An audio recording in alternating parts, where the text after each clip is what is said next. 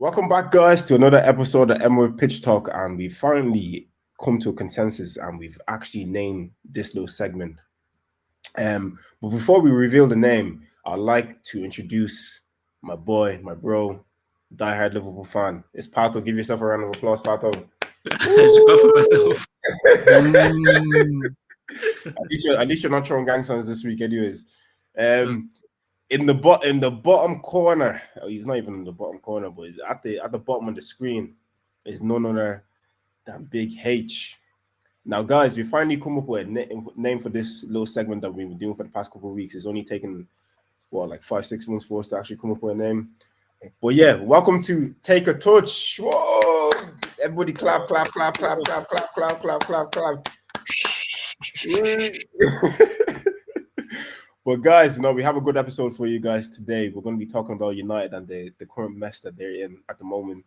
We're also going to touch on a little bit about the refereeing decisions. There was a bit of a mad case going on with Real Madrid and Jude Bellingham over the weekend as well. I just kind of give our thoughts and opinions on that as well. But guys, before we get into all that, please do like, comment, and subscribe and do all that great stuff. We're all trying to take a family out the hood, so we really appreciate it if you just hit that subscribe button, that like button, that share. Tell a friend, tell your friend, tell your nan as well, everybody. But boys, it was a fascinating weekend of football. Just to get into it.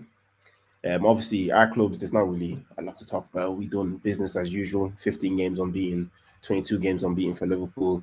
Still 7-point gap. So there's no real change, no real movement. But I was looking at the teams at the bottom of the table. You can kind of call it El Sacico if you wanted the nickname it really, because that whole situation between Man United and Tottenham, I think it was like what, 13th versus 15th, and they've just now kind of swapped place, because if you haven't seen it, United beat Tottenham 1-0, courtesy of James Maddison after.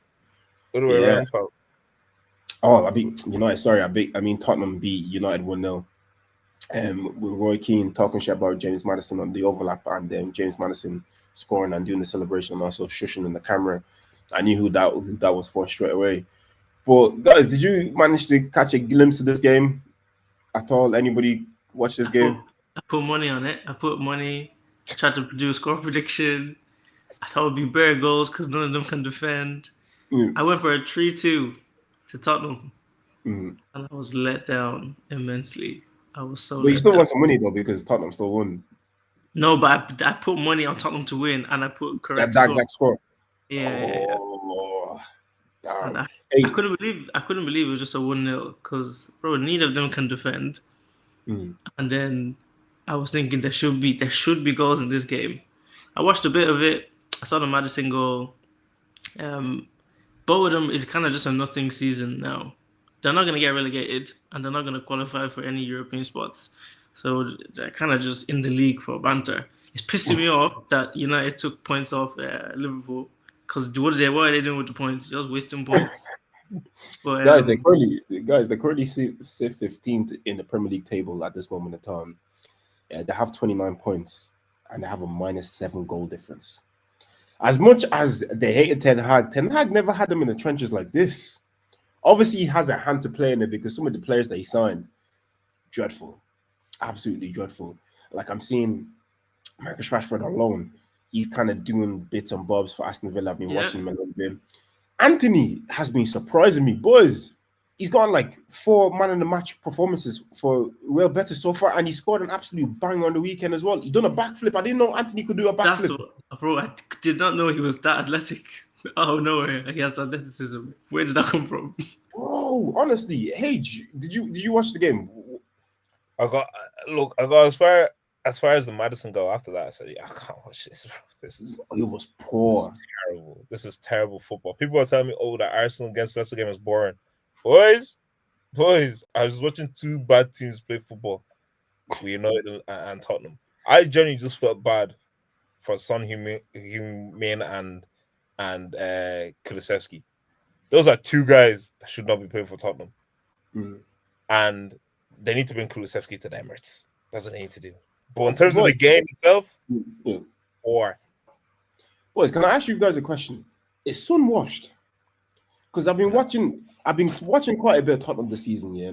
and he just doesn't look like he has the physical capabilities anymore. Like his speed is kind of slowed down a little bit, and some of his decision making as of late as well has kind of been a bit wayward. I'm not gonna lie to you. Obviously, he's a top level player. He was world class once upon a time. Like he was up there with the Salahs and the Manes and the Kanes, in the Premier League for a few years. But bro, he's been at Tottenham for 10 years since 2015. He hasn't won a single trophy, and he's been doing all that he can do, bro. He won the Golden Boot. He was doing everything in his power, and I feel like it's just got to a stage now. He's in his 30s. He knows his raps. He's not winning anything with Tottenham. Kane left him on his own. He's just like, probably for him the motivation is gone, because he's captain. But how can you be motivated when, first of all, they went to go and hire an Australian manager that doesn't want to change his ways of playing football, even though he knows. After the on the little winning streak that they went at the start last season, they were saying, "Oh, they're about to enter a Wenger-esque type of era with in charge because from a different country, yeah.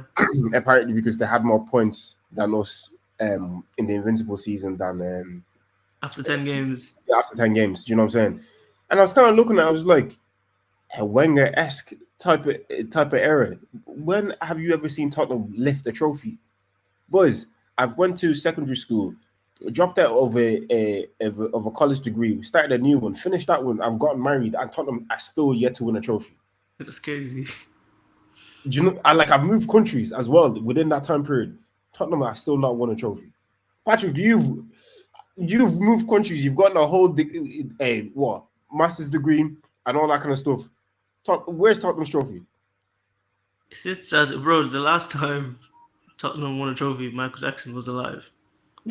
That's how crazy it is. Like last time Tottenham won a trophy was before the financial crisis of 2008. Like the world was a different place when Tottenham last won a trophy. That is rugged. Yeah. That is rugged. Well, now let's switch back to Man United for a second. Yeah, Ruben Amorim. I'm not gonna lie to you.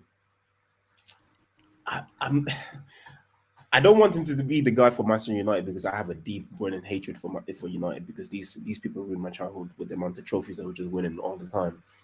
But this guy, he's been in there for a little while now, and I'm just seeing the football get worse and worse. And like, I watched it under Ten Hag, and I don't think he was even this bad. Genuinely, or correct me if I'm wrong, boys. I don't think it was this bad. Like Ten Hag, he did have a few stinkers, but this is oh my god. Like he has a few saving graces in there, but my god, terrible football. Like when I watch them play, it looks like they don't have like an idea of what, like they have an idea, but they don't have to fully process it. If you get what I'm saying. Like, and the amount of injuries that they have as well, they've been ravaged by injuries. That's absolutely fair. But the players they still have on the pitch should have got it done. Casemiro diving. He fell down as if like somebody shot him or something like that. I was looking at him, just like, bro, you're one of the most experienced players on the pitch, 5-time Champions League winner. Why are you letting this happen? How are you letting this happen? It's on the manager, because there's no way with that group of players, this is how bad you're doing. No matter any other world-class manager you bring in, they're not going to be this low on the table. You bring Klopp, you bring Pep, you bring Arteta, you bring Ancelotti. None of them will be doing this bad. I think it doesn't matter what manager you bring in; they'll actually still be as bad as they are, because to the point in case where I think I even said it last week or the week before, where it's just like there's a group of players at Manchester United that control that dressing room, that will make life difficult for a manager, or maybe they question the manager, that other players are not necessarily, and that will make other players not necessarily buy into what the manager is necessarily doing or saying. Amorim came in, and point blank, he's like, yeah, Rashford and Rashford, they're not showing what you aren't playing. Simple. Look at the whole fiasco that then transpired between Rashford, United, the manager, all this stuff. I think Amorim, it's to the point where it's just like, okay, maybe go play a 4-2-3 instead. Maybe you stop with the wing backs. Maybe it's just not working right now. Try. You have a long preseason. There's no international competition this summer. You can even call the boys back early. Try and get them ready for the next season. get your players in, instill your philosophy into those new players. Because if you have a new bunch of players and you have like some pre-existing players, the pre-existing players, for you to survive, you better get with what the new guys are doing. That's what Arteta did. That's what Klopp did. That's what Pep did. They all, this is what I'm doing. Is either you can do it or you can't do it. Because Pep even brought in Fabian Delph. Like, think about it. The like mentally the least like Pep player, but he brought him in because Fabian Delph was going to do a job that Pep wanted him to do. That's how you handle the situation. Get rid of the players that aren't doing what you want them to do. Get in the guys that are going to be able to do and handle your philosophy.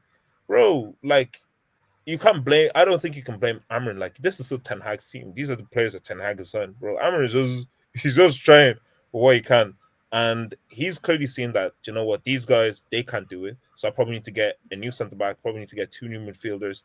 Probably need to wipe that whole front four out and get a new front four in. That's probably what he's going to go into January doing. But he can't, for right now, he can't just be like, I'm doing my wing back, I'm doing five at the back. I don't care if I have the personnel or not. Like, you can't say, oh, I want to be driving NASCAR, but I'm driving a micro, but I'm still gonna keep trying it, and then you keep losing, but I'm still gonna keep trying. You need a new car, bro. You can't just you. Where's the tactical flexibility? So now you're in a game, you're losing 2-0, and it's the semi final, and you're playing five at the back. You're just gonna leave it like that.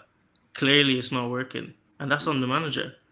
Regardless of who the personnel is, you need to play to the strengths. All the top managers did that. All the managers that have done well in this league, they played with the players they had initially, and gradually you buy your time and you bring in the players. You have a long-term vision, but you also have to think about the short term as well. Because this is big, big Man United. You cannot be 14th. They will sack you. Enough is enough at a certain stage. Like I've been saying it for the past couple of weeks, I have a feeling he's gonna get Graham Potter. You know what I'm saying? That's the term I'm gonna put because we all seen when Graham Potter came into Chelsea when that whole fiasco, the juggling out Brighton, the same kind of situation as well. No preseason, didn't really sign anybody for. Well, at least with Graham Potter, they kind of signed a couple of players for him in January, but I don't think it's players that he might personally wanted.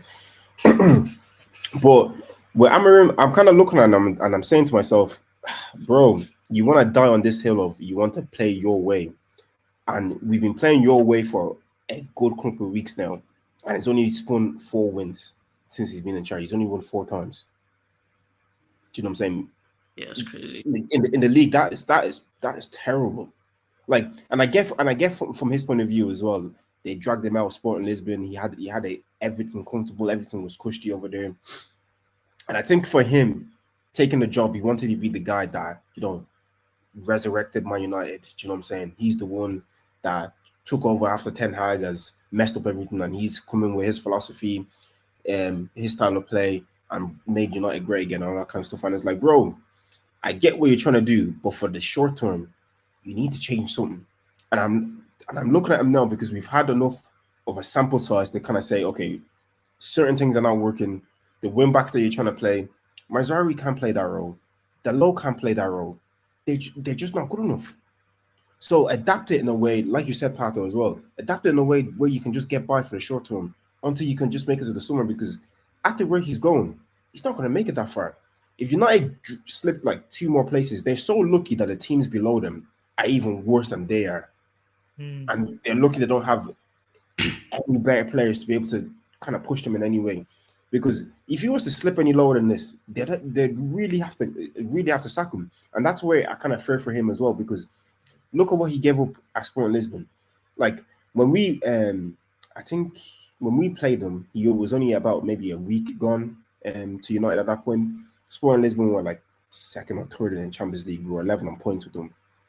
Bro, they've crashed out the Champions League now. Liga Portugal, the division they're in, bro, they're not doing great in that either. Do you know what I'm saying? Like the club is in turmoil, so it's like you left a cushy job to go to a place that you knew was going to be murky waters, and it's like you said you were prepared, but now that you're in it, you didn't actually realize how bad it was, and now you kind of like in a bit of a whirlpool, and you might go down sinking as well, like everybody else. To be fair though, from just football holistically, like with the league and just being a fan, it happens. It You can't be great forever. Obviously, we're United. The post Ferguson era hasn't been great. They won a few cups here and there, and you thought it couldn't get any worse. But I know where Liverpool went before we came back to who we are now. They're gonna go through the more. It's gonna get worse because it's not gonna get better from this point. There's no way it's gonna get better. What manager are they gonna get? What players are gonna want to come? It's gonna get worse before it gets better. But this is what I was even talking to one of my friends the other day. This is what football is about. You pick your team when you're young, and no matter what, you have to go through the turmoil. Us being the fans of the clubs we support, we know how it is. We know how dire it can get, and you just have to suck it up until it gets better. And there's nothing you can do because it's the owners and it's the players and the manager. You just have to watch and hope for the best. Do you know what I mean? And it's just like just to touch on our clubs for a quick second as well. They keep telling us, oh, they're gonna go on a summer spending spree, blah blah blah. But KSC and FSG are like this. Both American owners and both tight cunts as well. They're not going to spend any money. Like I made a video about this on my TikTok. Yeah. When has Arsenal ever went on a spending spree? Harrison, can you tell me? I Have you ever? haven't seen I've this. never seen, I've been supporting this club for about 20 years. I've never seen that. There was Paco, I've one never year. seen. Was There it? was one year Arsenal. I don't know what year it was, but you bought bare players, but then it was all shit players, man. When you bought like Kolasinac and Mustafi and stuff, you bought loads of different players. I think it was like 2016 summer. One of them summers, Yeah. 2016. You bought like 5 players, but they were all dead. That's the type of splashing that our clubs do. They will go and buy Andy Carroll and all these people. That's the splashing that we do. My Have you club ever was seen? Have you ever seen FSG splash the cash? Because they keep telling your fans as well to brace themselves for a summer of movement. They're gonna change stuff. They're gonna sign this. They're gonna sign that. Like you guys have been heavily linked to Isaac as of late. Where did that come from? Like, do you realistically think they like Liverpool is gonna spend over 100 m's on Isaac? We spent 75 on Van Dijk. We spent, I think, 85 on Nunes. Just an extra 50 million. We can get Isak, you know what I mean? But But is your club gonna put up that extra 50 million because they're gonna look at it, they're gonna start scratching their head? exactly. It depends on the outgoings, yeah. But even when there's outgoings in the past, we've sold players and nobody has come in.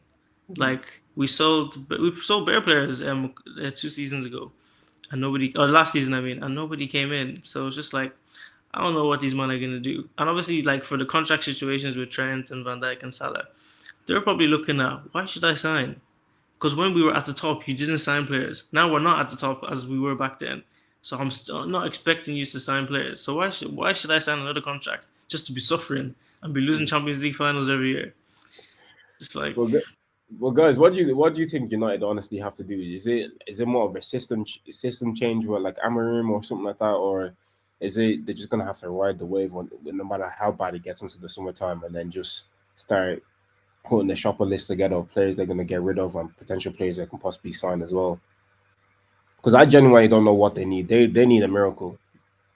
See, statistically and tactically, five at the back doesn't work in the Prem. Like Conte was able to get his Prem for one season, but eventually you get found out with five at the back. Because if you do a five at the back, 5-3-2, or do a 5-2-3, it doesn't matter. Somewhere you're gonna get overwhelmed. It doesn't matter. Teams are gonna figure you out. Amorim needs to really sit down and realize this is not Portugal. This is not Portugal, bro. Like, yeah, I get it. Get Perez there is scoring nearly 60 goals a year. Bring him to the Prem. Fella's probably going to do 15. This is not that because you have so much space and it's expansive football. That doesn't. Bournemouth will slap your milk, bro. And the thing is, the level of competition as well. The level of competition as well. You have to keep that in mind too. Like the team Ipswich can slap your milk if you're not careful. look at Wolves the other day, Cunha and them man. Bro, not the first. Brighton. You remember that game? Like teams really move to like, okay, you want to play your five at the back where your wing backs go. You get countered now. What do? Well, you think De Ligt and these men are going to be chasing Traore and Alanga and these men up and down? No. Look at your system. You have analysts. They will tell you. You have the data in front of you. It's either a case you go to your 4-3-3, 4-2-3-1, dish your 5 at the back. For you to even win the Premier League with 5 at the back is borderline impossible. For you to even sustain yourself with 5 at the back is borderline impossible. Rethink your strategy. If you want to do the 5 at the back, if you want to do it, make sure you have the right people in the right positions to do it. Because 5 at the back is a lot of work. 3 people in midfield or 2 people in midfield and having the wing backs trying to support them is a lot of work. You have to sit down. You have a long summer ahead of you, bro. Make sure whoever's on your shopping list, make sure you're not just buying them because, oh yeah, you promised them, don't worry, I'll bring you from Portugal to the Premier League. Don't worry, you take it from me at the hood. Don't worry, bro. This is not goal, okay? Where he went from Newcastle to Real Madrid. This is not goal. They could use a Santiago Nunez right now. Listen, they could use Prime or 9. They could use Messi. They could use Jesus himself. It doesn't matter. This is Man United. They have to go through this tough patch. They have to trust Amorim because if they let Amorim go, who do you then get? There's no one else to get. I've been doing my coaching badges, to be fair. Yeah. You know it if you want to squad managing people, bro. Listen, you don't even have to pay me too much. Look, five bags a week is cool. It's cool enough for me. You know what I'm saying? That's even something light. You know what I'm saying? That's even light. United, I don't know. Like, I think I'm starting to think Amorim is the wrong guy, to be honest, because who in their right mind? People are saying he's from Turkey, bro. And the thing is, yeah, when he first came, his interviews, the way he was moving, the guy's even a good guy. He dresses well. I was like, the Montclair had them going crazy. Bro, I thought Montclair had them go crazy because you know the personality of a manager is supposed to you're supposed to see that in the team. You know, Pep's teams, they will tiki taka, they will outsmart you. Klopp's team will get you pressing, hard work. Arteta's team very rigid. You know, it shows the manager's personality. So I thought, this Amorim guy, United are gonna come with the flair, with the swag. They're gonna be popping teams. They're gonna have the arrogance, all that stuff. Bro, you're not that guy. It's all a facade. It's all fake. They said that he works in a shisha bar. He looks like someone that should work in a shisha bar. Bro, he's not that guy. And the thing is, I am United's owners. What in their right mind made them think, oh yeah, let's grab the guy from the Portuguese league that plays 5 at the back to come and beat Pep and Arteta to the league title. That's who we're gonna bring.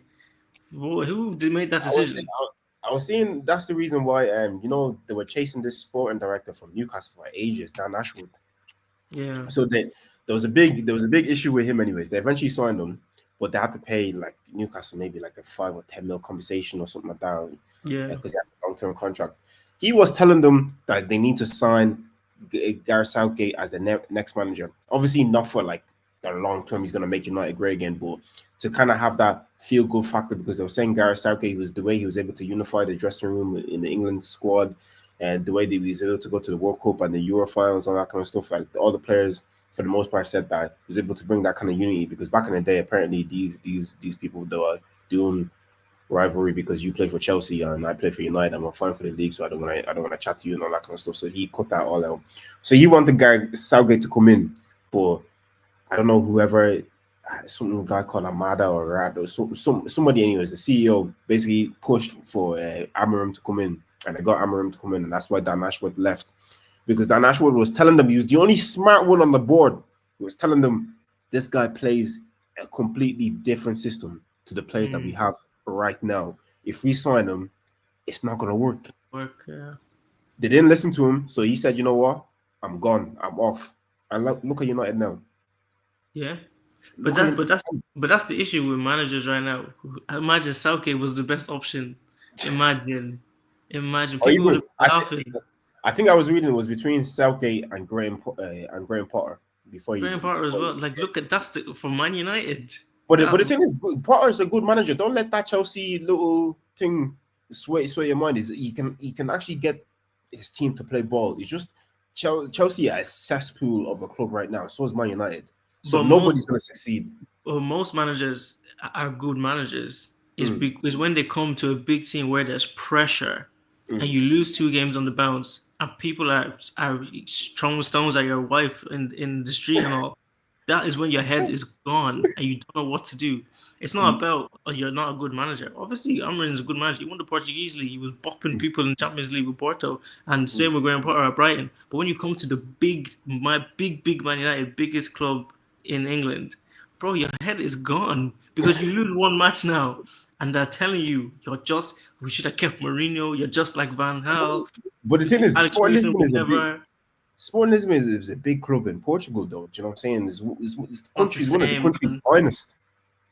For Man United, No, I'm saying I know Man United have the name, but I'm just saying, like in Portugal, at least you'd have somewhat of similar pressure because Sporting Lisbon is a big club in that country. Like, look at the players they've produced over the past couple of years. I think I think Jao Moutinho came to Port Academy, but like the likes of Nani, I think Anderson might have came to there as well. Yeah, Ronaldo, like all them, man. Ronaldo, I think Figo as well. Do you know what I'm saying? So they're a pretty big club, but you know what it is.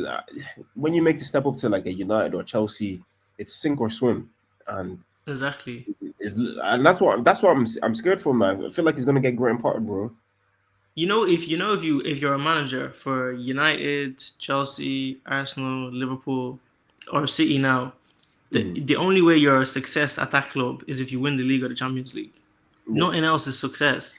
Because if you come third for 5 years straight, they will say you were the nearly man. That's what they're saying Arteta is right now. Unless you win the Premier League or the Champions League, you are not going to be a success. And that's so much pressure, man. Your team is 14th, but for you to succeed at that club, you need to win the league. Where do you even start from? Like, your head is going to be gone. And I feel like it's an emotional toll because now you're losing every week. You're fighting your wife. You come to training sessions. Then you don't even want to do the training sessions. Then one guy that's on 350k a week is wearing chains and he's telling you that he's not coming training, that he's sick when he's not even sick because he was in the club. But your head is gonna be on Mars. Like, yeah, he came in, he was smiling, he was doing interviews. If you watch him now in interviews, the guy's vexed. Bro, all these managers that go out to the big clubs, look at the picture when they came and when they left. Bro, look at Klopp, man. The fella aged like 25 years at Liverpool. This Amorim guy, he's only 40. Fella is looking a bit older already. Like, it's kind of mad. The only one that's kind of stayed intact so far is Arteta. He's kept his hairline. His hairline hasn't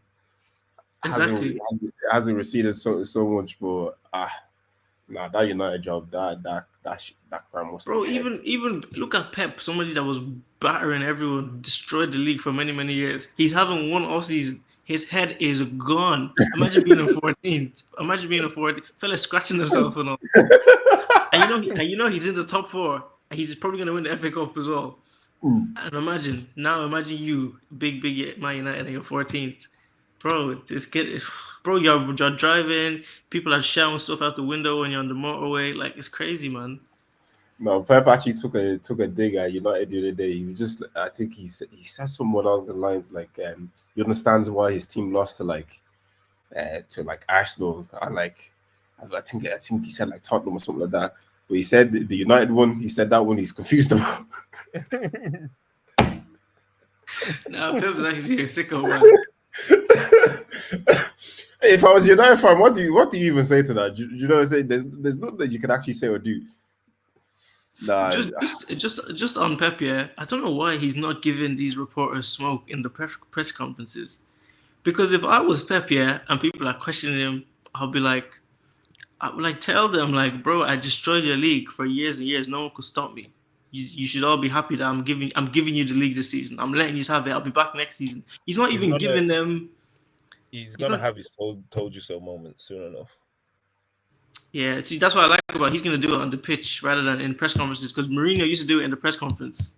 But the thing is what he can't talk too much as well with this case of the fight. You don't want now you start pissing off the reporters and they start doing more digging into what your club has been doing and they're going to find some extra stuff. Yeah, literally. You know what I'm saying? They're going to find the extra 15 charges to add on top. Do you know what I'm saying? So I know for him say he could talk shit from morning to night. Nobody could ever back chat to him. You know what I'm saying? But Yeah. because his club is Man City, one, nobody really respects it. You know what I'm saying? Because it's Man City. Because Yeah. for most football fans, it's artificial. You know what I'm saying? Like when you won the first Premier League title for the first time in 40 years, everybody was kind of like, okay, yeah, cool, nice, happy for you. And then you just kept winning and winning. And then when somebody slaps you, yeah, and then you just kind of turn around, just kind of look at them and be like, did that just happen? Yeah. You know what I'm saying? That's what it feels like with City just continuously just winning and winning, because it's like, who the fuck are you? Yeah. Do you know what I mean? Like, you just came out of nowhere. You just, like, the minute they got money, they signed Robinho. I remember being in a primary school looking at it, not even primary school, secondary school looking at it, thinking, what? Robinho from Real Madrid, Man City. And he was in his prime. Robinho, Tevez, Milano. The son on the boy, you and all, they were taking that place, son and Gel Clichy and Bakri Sanjo. I said, who are these? Yeah. I said, who are you? Bro, Arab money is different, man. Shit hit different. Do you know what I'm saying? So that's the reason why you can't really have too much. And the fact that they have 130 charges, 140 charges, whatever it may be, I don't know when this is going to get wrapped up, because they told me by January, February, it's going to get wrapped up, boys. We're about to go into the last week of Feb. I ain't seen no points deduction. I ain't seen no charges being dropped yet. Do you know what I'm saying? So for him as well, I don't think he can really talk too much, just for the fact of the team he manages. Do you know what I'm saying? Yeah, for real. But if it comes that the 115 isn't true, yeah, probably next season he's gonna have chat for everyone. Oh, the 115 is definitely true, man. Definitely. I don't know, 115 is too crazy. It's too crazy of a number. And the thing is, if they win the case, they're gonna sue the Prem for all this defamation. They're gonna sue you. They're gonna sue your club as well. And and definitely you as well. I heard it was Arteta that was going to them on the slide, giving them the info when he was out. Listen, I don't mind. If that's the way to get that ball fuck out of the league, get him, God. When Arteta lost the first title race, he said, "Yeah, Carl, went to the Premier League." He said, "Let me tell you what these boys have been doing." Nah, honestly, man, just Manchester as a whole right now, it's just a shambles, bro. Just literally in shambles.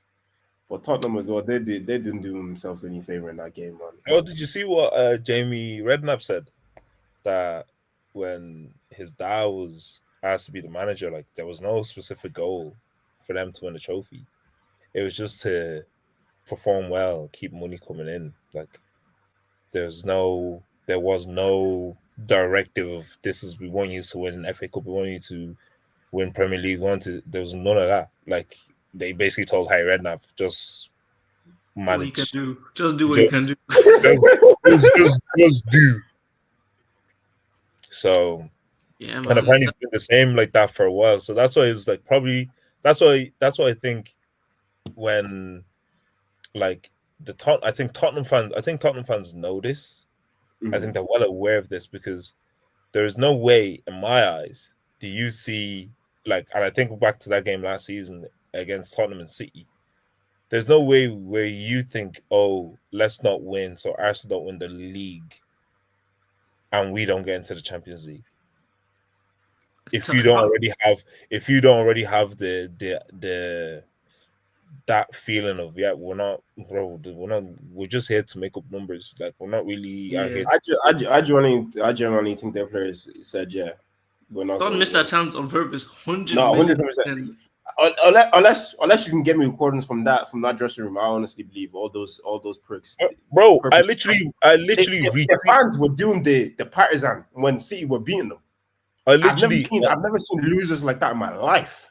I literally retweeted. Me and Pato watched that game live. I could not believe what I was seeing. Pato, did I even react when someone missed that chance? I didn't really react. I just started laughing. I couldn't believe it. I literally said to him, I've never seen that guy miss that type of chance in my life. He's never missed it. He's actually never missed it. Even at the start of this season, yeah, there was a chance where literally exact same thing and he scored. I literally tweeted and said, oh, so he can score this one. No, it was one, I think it was like a mad tight angle. I was like, so you can score this one, but they want to get City. Bro, Son that always does that. He always does that near post roof of the net at the tight angle. But he's telling me 1-on-1 with all the space in the world. You can't just put it in one corner. They were all kicking on hand after the game. Well, I was literally just about to say, you took the words out of my mouth. Him and Pep were giggling. I wanted to launch myself through the screen. Bro, it was looking like Pep was like, "Don't worry, that money, I'll send it to your account after. Don't worry." Bro, Pep keeps on whining Son, bro. Keep on telling Son, don't worry, I bring you to see. Don't worry, I bring you to see, bro. Pay Son, he's not bringing you to see, bro. Go and play football for 10 years. Bro, go and play football, bro. You know how crazy it is that with the same amount of trophies that he brought to Tottenham is the same amount of trophies he's gonna leave with. Yeah.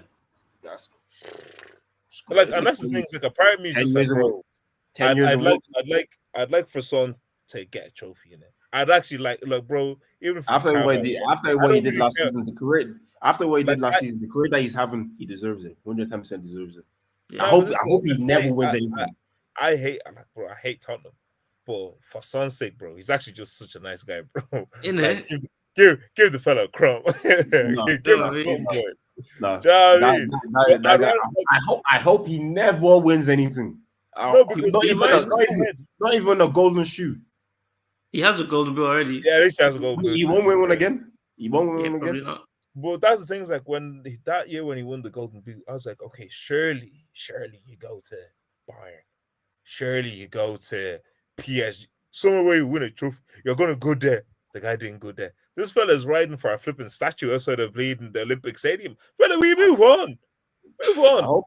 I hope he signs for PSG, and that year that he signs for PSG, they don't win the league. Olympic Leon win the league or something. Like even like a Monaco or something like that. You know what I mean? They have Florian Balogun and Micah Brentway, two former gunners as well. They just sweep on that season. They take that league on from him as well. Now that miss, I will never forgive him for that miss, because I've seen this guy torment my club for years with high chances that he will just be taken away for no reason. He has no reason to put that away or to score from there. But against Man City, you all of a sudden you have amnesia. You don't know how to finish again. Bro, him and Chris Wood. I have smoke for both of them, bro. Oh, Chris Wood. I don't have too much smoke for him, because he's just one shit guy to me anyway. Fella missed 4 chances. Could have put these men away. You know, if they lost that game, we win the league. Oh, good. Fella missed chance upon chance, bro. I was like, fella, we just throw your body at the ball, man. Bro, I bet you 110% he had accumulator on. He had accumulator on. Is this season that he wants to be scoring goals? Is this season that he wants to watch him when they play against City again. I bet you he's not going to score one goal. Bro. Oh, you just have to play them away, don't you?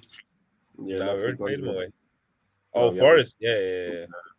Next week Wednesday. Yeah. Forest with no striker. That's going to be a serious game, boys. I tell you. I'm not looking forward to the Snapchats from Ola Aina after the game is over, man. Oh God. Realistically, I say we beat them though. I don't know. To be honest, I'm not too worried about that game. Even the West Ham game coming on Saturday as well. I think we're gonna win that as well. I'll be so real with you. The West Ham one, but Forest, you're not gonna score, man. Them man are serious. Bro, we whacked them like 5-0. Yeah, I don't know how that happened. But that was with your full squad. Yeah, there was one or two. Bukayo was playing. There was 1 or 2 players missing, but we played them absolutely off the park that game. Like people were telling me about Forest. We played them after the game. I said, and that was even at the Emirates, and that was even at the start of the season. That was before they were still third. Yeah, they were still in the exact same position that they are now. Bro, Waneri is gonna cook. He's going to cook. But you know what what Forest is gonna do? They're gonna, instead of playing Chris Wood, they're gonna play Awani. And for some reason, when Saliba plays against that guy, he loses all common sense.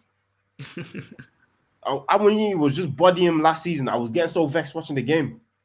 He was moving as if he was shook. Awani was showing that, as if he had Amala and some Gusi before that game dropped.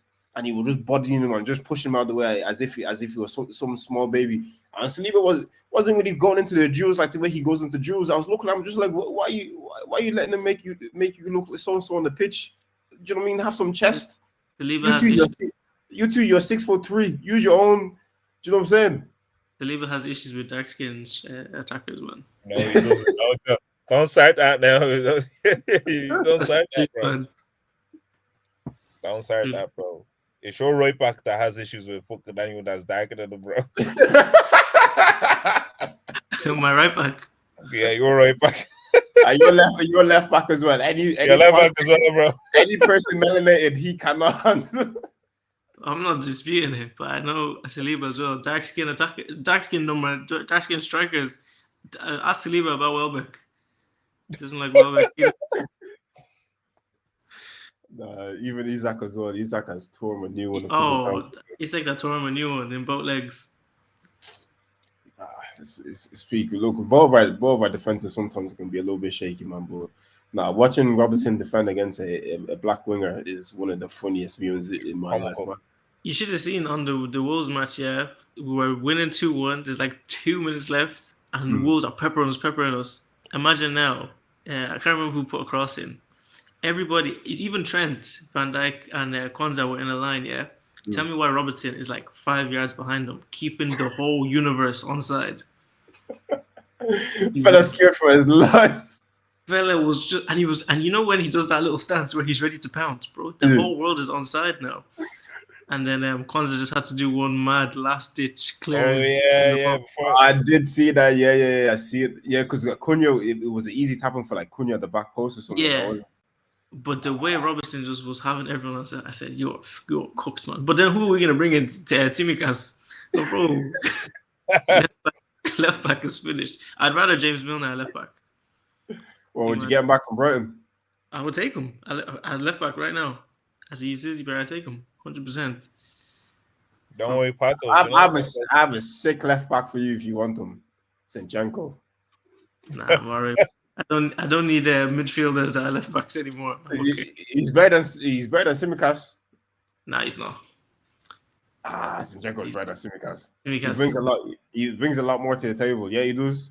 I think Zinchenko's a better footballer than Tsimikas. He's a better footballer, but Tsimikas is a better defender. Zinchenko gets ripped every time he plays. Every time. He didn't get ripped the last game he played, I'll tell you that. Which one was that one? I don't know, bro. He didn't get ripped. The last game he played was Dynamo Zagreb, I'm pretty sure. Even I wouldn't get ripped against Dynamo Zagreb. I'll be all right. Hey. You know all the Brazilians come to Europe through Dynamo Zagreb and Shakhtar and that. They'll kill you. Fabio Cannavaro, the manager as well. He's no small boy. Ballon d'Or winner, World Cup winner as well. Yeah, fair play to him. Yeah. You know what I'm saying? But boys, we'll leave it at that. I think we've come to the conclusion that Amorim is cooked. So is United. I don't wish them well. Get him selling perfume in the stalls, bro. Selling perfume is crazy, bro. When I walk to the kebab shop, he should be in there, cutting off the shawarma and all the kebab meat. That's what he's not even good enough to ask me what my order is. He's the one that Amorim's cutting the meat and chopping up and all on the bleeding tray. He's asking me, do I want what kind of veg do I want? Fellas don't ask you, garlic and chili sauce? Nah, bro, you need a bleed left back with. That's what you need. Well, yeah, no, boys, we'll leave it at that. Obviously, big games coming up though. Big games coming up. Obviously, Aston Villa versus Poole. If we lose, we're still 4 points clear. If you lose, if you lose, you lot will capitulate. I've seen it. You capitulate. If you lose tomorrow, know that 4 points, you lot will capitulate, bro. But you know what? Even if we capitulate, you won't win the league. Ranieri is not going to carry the Premier League. You know what kind of anointing God he has? You don't know what kind of anointing God that he has. Mo Salah has been putting in work. He's been praying. He's been praying Salah. So, why was he taking a picture of a Christmas tree then? You shouldn't be doing that. Don't worry about it. It's all one God. Pato, don't worry about Pato, before we wrap here, all I'm saying is, see your 4 point lead that you still have 4 points. You have Villa tomorrow. You have City away on Sunday. Then you have Newcastle at home on the Wednesday. Brother, I will see you in March. or it You've will been see you in March. saying- Because if by chance, see if you draw one, you lose two, or you draw two, you lose one. It's open. It's open season, bro. Bombs There's, are open, bro. there's 13 games left, yeah. If we win 9, we win the league. You will not catch us, guaranteed. We can Yeah, we that's can if you, we you're can saying lose. that if you win 9, you're Yeah, not winning your next 3. we're gonna lose all of them. The team that's You're going been to lose all of celebrating, them. You lost all of them already, bro. Marcus Rashford hat trick tomorrow. no Be problem. there. No problem. You know, I'll even put money on it. Seeing as Patrick likes to gamble, me too. I'll gamble. I'll put my money there, bro. Don't worry. Because all your predictions have been so correct so far. Hey, look. Darren Nunes is the only person that saved you love from my last prediction, bro. If it wasn't for Darren Nunes, bro, I would have been right. Yeah, that's 85 million well spent. He's They doing brought so. they brought Nunes on against Wolves, bro. The fella was running around like a bleeding headless chicken, bro. That's why he doesn't start. He's never in the game. Gakpo as well is injured, so I don't know what's gonna happen. But we need to beat Aston Villa for sure. But if we beat them, it's 10 points, and then you play West Ham. Good luck. I'll be there on Saturday. Don't worry. No worries, boys. We'll leave out that. Oh.